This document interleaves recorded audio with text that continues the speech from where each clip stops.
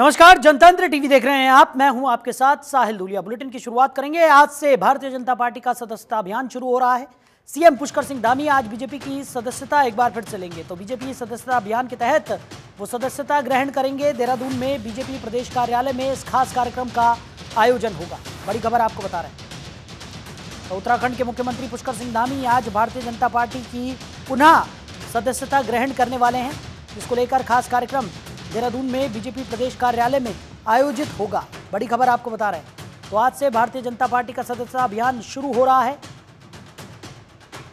और CM Pushkar Singh Dhami BJP की सदस्यता आज ग्रहण करेंगे और इस कार्यक्रम की शुरुआत करेंगे।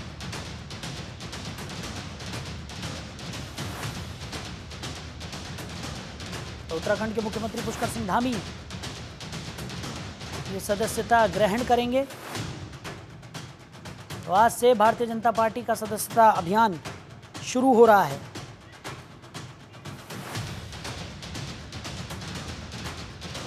बड़ी खबर आपको बता रहे हैं।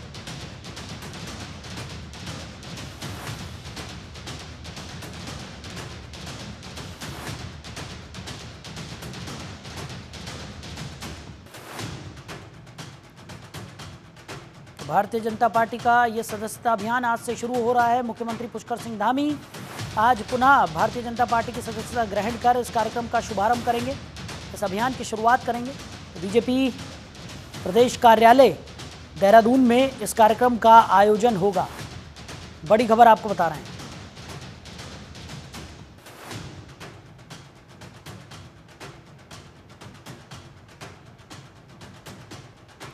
खबर पर ज्यादा जानकारी के साथ हमारे सहयोगी सुनील पटेल हमारे साथ जुड़ गए हैं। सुनील, क्या कुछ निकलकर सामने आ रहा है? आज से भारतीय जनता पार्टी का सदस्यता अभियान शुरू होने जा रहा है और सीएम पुष्कर सिंह धामी आज पुनः भारतीय जनता पार्टी की सदस्यता ग्रहण कर इस कार्यक्रम का शुभारंभ करने वाले हैं।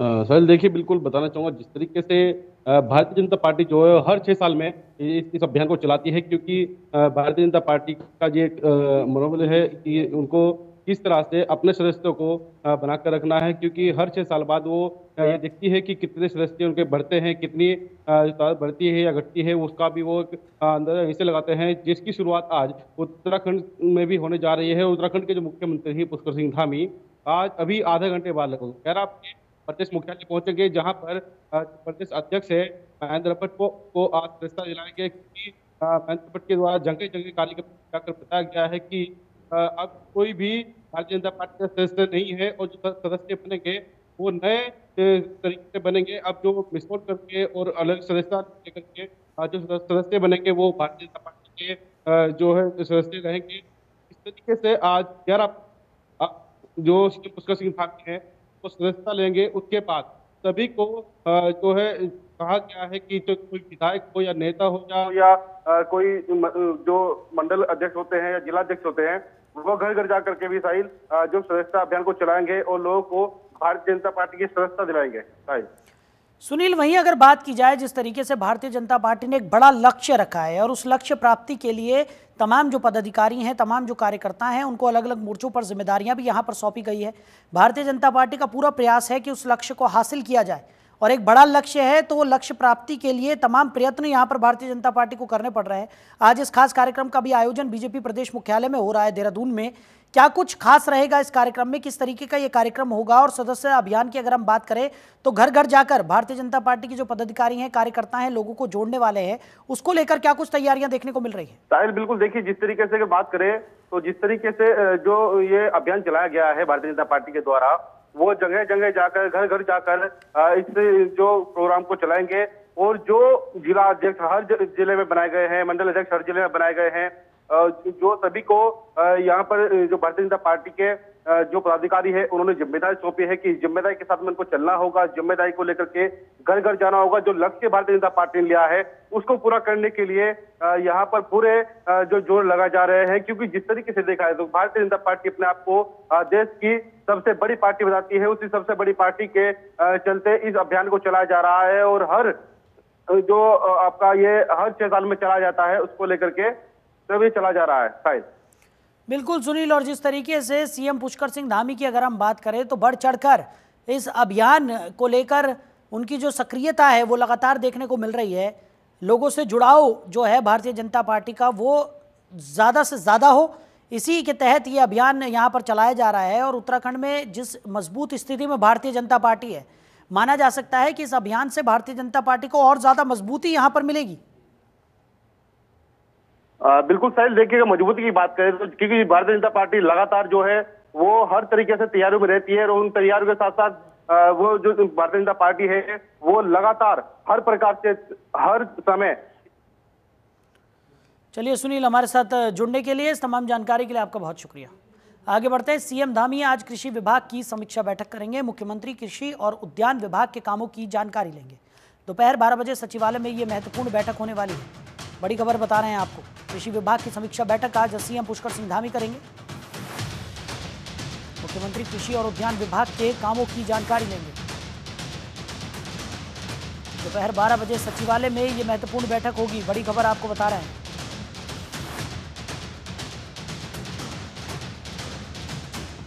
तो सीएम धामी आज कृषि और उद्यान विभाग के कामों की जानकारी लेते हुए नजर आएंगे। खबर पर ज्यादा जानकारी के साथ संजय पुंडीर हमारे सहयोगी हमारे साथ जुड़ गए। संजय, आज कृषि विभाग के साथ महत्वपूर्ण बैठक सीएम पुष्कर सिंह धामी करने वाले हैं और कृषि और उद्यान विभाग को लेकर तमाम जानकारियां वो जुटाएंगे। क्या कुछ जानकारी मिल पा रही है? देखिए साहिल, मुख्यमंत्री पुष्कर सिंह धामी प्रदेश में चल रही योजनाओं को लेकर समय समय पर बैठक करते हैं और आज जिस तरह से सचिवालय में कृषि और विभाग की बैठक है, इसमें बैठक का मुख्य उद्देश्य यही है कि भविष्य की क्या रणनीतियां है, वर्तमान की क्या स्थिति है, क्योंकि हम लगातार देख रहे हैं कि उत्तराखंड में भारी बारिश है जिससे कहीं ना कहीं किसानों के चेहरे भी मायूस है और उनकी फसल भी बर्बाद हो गई है। हालांकि इन्हीं सब मुद्दों पर आज चर्चा होनी है। बैठक का 12 बजे समय निर्धारित रखा गया है। कृषि से संबंधित सभी अधिकारी यहाँ मौजूद रहेंगे। इसके अलावा कई मंत्री भी यहाँ रह सकते हैं। यानी कह सकते हैं कि जो भविष्य की रणनीतियां हैं उन पर भी आज यहाँ चर्चा की जाएगी। साहिल, बिल्कुल संजय, और जिस तरीके से कृषि और उद्यान विभाग के कामों की जानकारी यहाँ पर सीएम पुष्कर सिंह धामी लेंगे, सचिवालय में इस बैठक का आयोजन किया गया है और कृषि और उद्यान के नज़रिए से अगर देखा जाए तो काफ़ी महत्वपूर्ण ये बैठक हो जाती है, क्योंकि तमाम नई नई चीज़ें हैं जो कृषि और उद्यान से जुड़ी हुई हैं। उन तमाम चीज़ों की जानकारी यहाँ पर पुष्कर सिंह धामी लेंगे और कैसे इसको बढ़ावा दिया जाए, इसको लेकर भी मंथन इस बैठक में किया जाएगा। देखिए, लगातार हम देख रहे हैं कि प्रदेश में तमाम ऐसी योजनाएं हैं जो लोगों तक नहीं पहुंच पाती है। हालांकि किसानों के हितों में जो राज्य सरकार और केंद्र सरकार कार्य कर रही है वो किसानों तक कैसे पहुंच नहीं है, इन सब बातों पर, इन सब मुद्दों पर आज यहाँ चर्चा होने वाली है। और 12 बजे इस बैठक में मुख्यमंत्री पुष्कर सिंह धामी रहेंगे। इनके अलावा कई अधिकारी भी यहाँ मौजूद रहेंगे, कैबिनेट मंत्री भी यहाँ रह सकते हैं। साथ ही साथ जिस तरह से हम लगातार भविष्य की क्या रणनीतियां हैं उन पर भी यहाँ चर्चा की जाएगी और क्या वर्तमान स्थिति है उनका भी आकलन यहाँ पर किया जा सकता है। जी साहिल। चलिए संजय, हमारे साथ जुड़ने के लिए, इस तमाम जानकारी के लिए आपका बहुत शुक्रिया। आगे बढ़ते हैं, बात करेंगे जम्मू कश्मीर चुनाव की। तो सीएम पुष्कर सिंह धामी प्रचार प्रसार करते हुए नजर आएंगे। स्टार प्रचारक की भूमिका में सीएम पुष्कर सिंह धामी नजर आएंगे। बीजेपी उम्मीदवारों के लिए वोट की अपील करते हुए वो दिखाई पड़ेंगे। तो बड़े फैसलों को लेकर देश भर में सीएम धामी की खासी चर्चाएं हैं। समान नागरिक संहिता की पहल समेत अन्य निर्णयों को लेकर देश भर में चर्चा के केंद्र में उत्तराखंड के मुख्यमंत्री पुष्कर सिंह धामी आए और बीजेपी नेतृत्व चुनावों में भरपूर उनका उपयोग करने के लिए रणनीति बनाता हुआ नजर आ रहा है। तो लोकसभा चुनाव के बाद अब मुख्यमंत्री पुष्कर सिंह धामी जम्मू कश्मीर के विधानसभा चुनाव में स्टार प्रचारक की भूमिका निभाएंगे और बीजेपी संगठन ने उनसे जम्मू कश्मीर में चुनाव प्रचार के लिए 3 दिन का समय देने का अनुरोध किया है। तो बीजेपी संगठन ने लोकसभा चुनाव के दौरान मुख्यमंत्री पुष्कर सिंह धामी को राज्यों में चुनावी मोर्चे पर लगा दिया था। अब उन्होंने दिल्ली, राजस्थान, हरियाणा, हिमाचल प्रदेश, गुजरात समेत अन्य राज्यों में एक के बाद एक भाजपा प्रत्याशियों के समर्थन में चुनावी सभाओं, रोड शो समेत अन्य कार्यक्रमों को संबोधित भी किया था। तो अब जम्मू कश्मीर के लिए भी प्रचार प्रसार करते हुए सीएम पुष्कर सिंह धामी नजर आएंगे। तो भारतीय जनता पार्टी केंद्र नेतृत्व ने उनसे 3 दिन का समय निकालने की अपील की है, उनसे अनुरोध किया गया है और स्टार प्रचारक की भूमिका में जम्मू कश्मीर में भी पुष्कर सिंह धामी नजर आएंगे।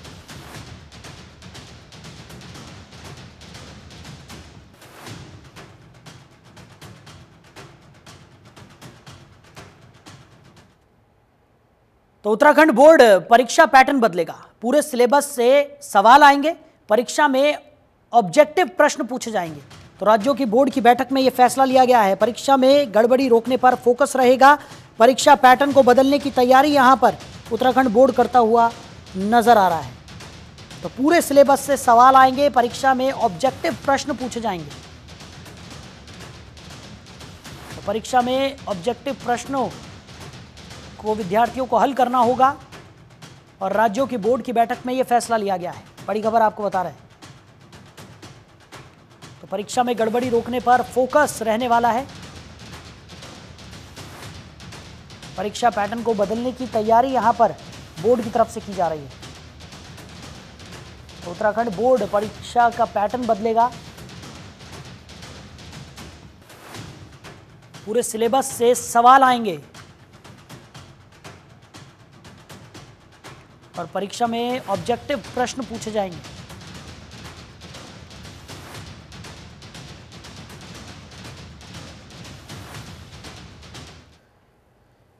वहीं उत्तराखंड में भारी बारिश का अलर्ट जारी किया गया है। 4 सितंबर तक भारी बारिश का अलर्ट जारी किया गया है। तो देहरादून, बागेश्वर समेत कई जिलों में अलर्ट जारी किया गया है। भारी बारिश से उफान पर नदी नाले नजर आ रहे हैं। पर्वतीय जिलों में कई जगहों पर भूस्खलन भी हुआ है।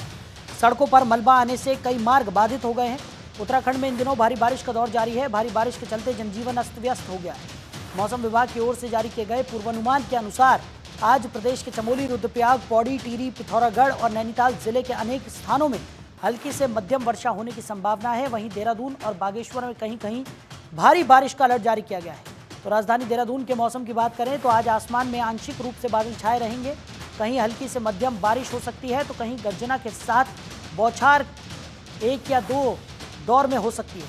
तो राजधानी का अधिकतम तापमान 32.0 डिग्री सेल्सियस और न्यूनतम तापमान 23 डिग्री सेल्सियस रहने की संभावना है।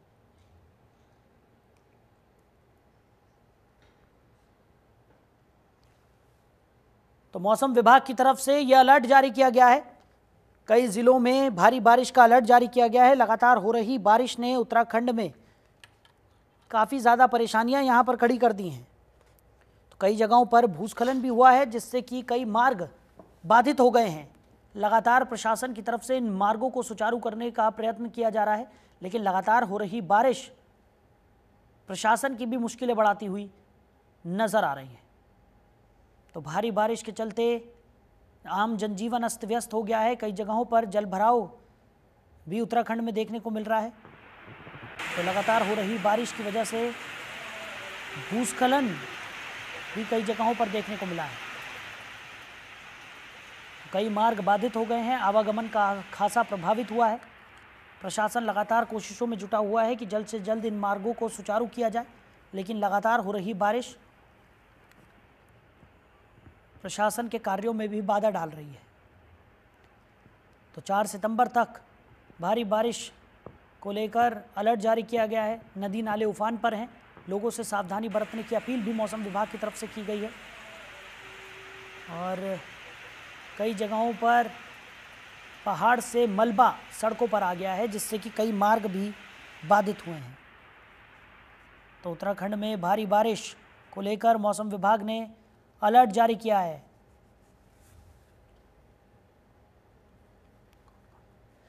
खबर पर ज़्यादा जानकारी के साथ हमारी सहयोगी श्रुति तिवारी हमारे साथ जुड़ गई हैं। श्रुति, क्या कुछ निकलकर सामने आ रहा है? लगातार हम देख रहे हैं कि भारी बारिश को लेकर उत्तराखंड में अलर्ट जारी किया जा रहा है मौसम विभाग की तरफ से, और फिलहाल कोई राहत मिलती हुई भी नजर नहीं आ रही है।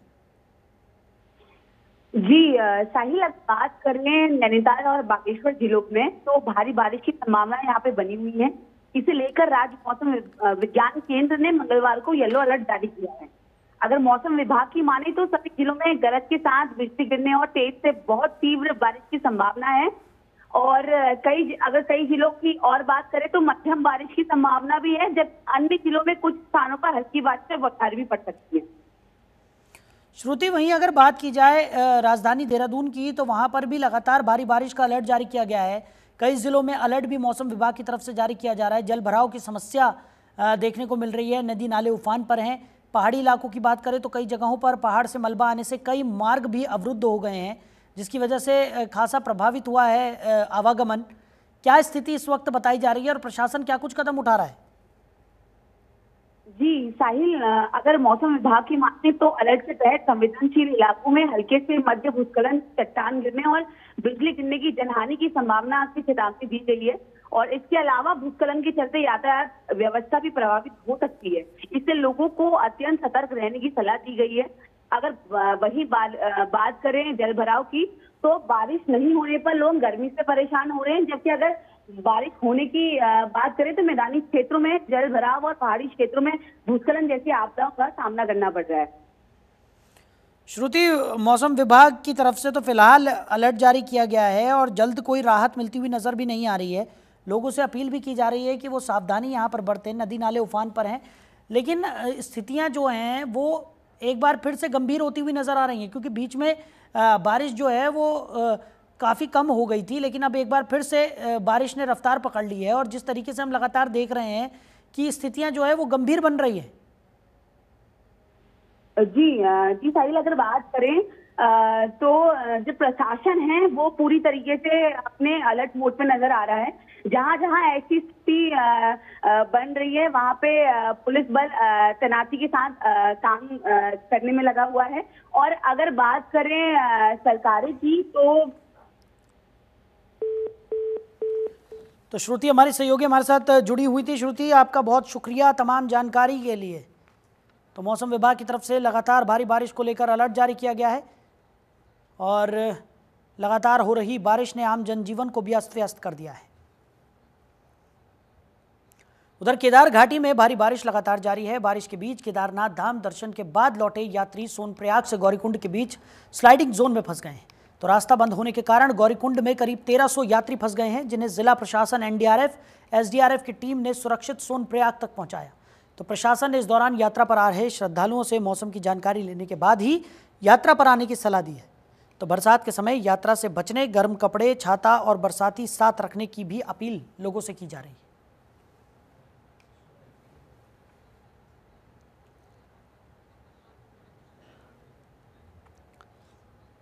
तो 1300 यात्रियों को एसडीआरएफ ने सकुशल निकाला है। केदार घाटी में लगातार भारी बारिश हो रही है, जिसकी वजह से यात्रा काफ़ी ज़्यादा प्रभावित हुई है। स्लाइडिंग जोन में 1300 यात्री फंस गए। तो एसडीआरएफ, एनडीआरएफ, राहत बचाव की टीमें लगातार इन यात्रियों की सुरक्षा का पूरा ध्यान रख रही हैं और लोगों से मौसम की जानकारी लेने के बाद ही यात्रा पर आने का अनुरोध किया जा रहा है। लगातार लोगों से अपील की जा रही है कि मौसम के मद्देनज़र तमाम सामग्री वो अपने साथ लें और यात्रा पर तभी निकलें जब मौसम यात्रा योग्य हो।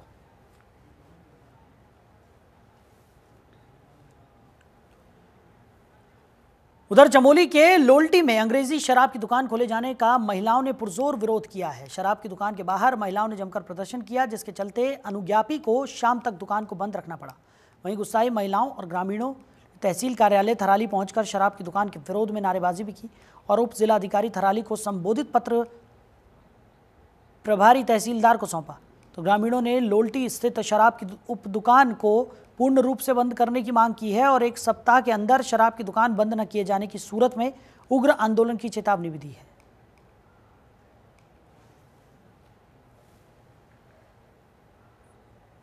हम दुकान नहीं खोलेंगे।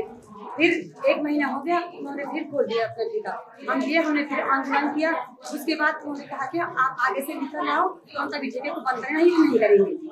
इस कारण कि हम आंदोलन करते रहे, जब ठेका बंद नहीं हो रहा, नहीं तो बंद ठेका करना ही करना है।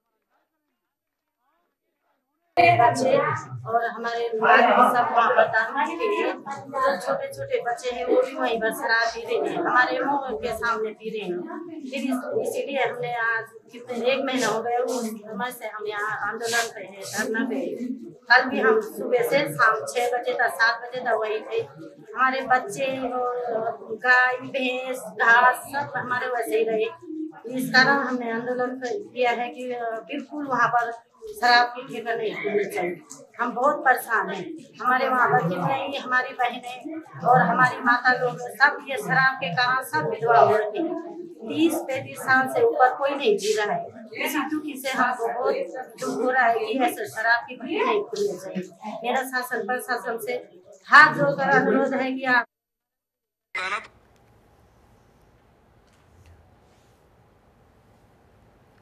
तो आपको बता दें कि महिलाओं ने यहां पर शराब की दुकान खोले जाने का पुरजोर विरोध किया है।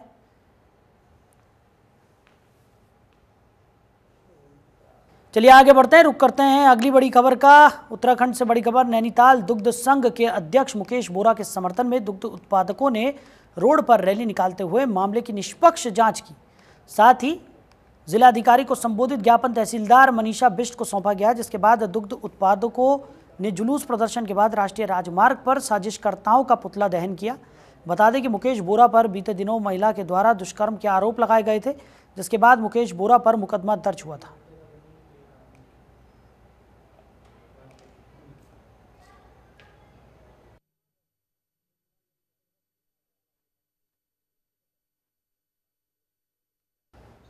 तो दुग्ध उत्पादकों ने तहसीलदार को ज्ञापन सौंपा है और दुग्ध संघ अध्यक्ष के समर्थन में तमाम दुग्ध उत्पादक यहां पर उतर आए हैं। मामले की निष्पक्ष जांच की मांग यहां पर उठाई जा रही है।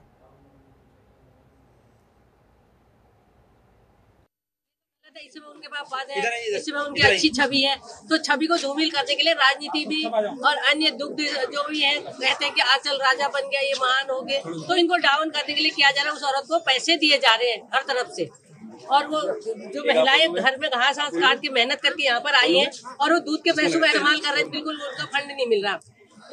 नहीं, महिलाओं को मिलना चाहिए, बेचारे इतने भूखे प्यासे आ रहे हैं गाँव से, 3 बजे उठ के आ रहे हैं यहाँ पर। जब वो बोरा जी अच्छे होंगे तभी तो यहाँ पर आए होंगे, नहीं तो कौन आता है। महिला का साथ देती है, तो हम उस महिला का साथ कतई नहीं देंगे। तो फिलहाल इस बुलेटिन में मेरे साथ इतना ही। आप बने रहिए और देखते रहिए जनतंत्र टीवी। नमस्कार।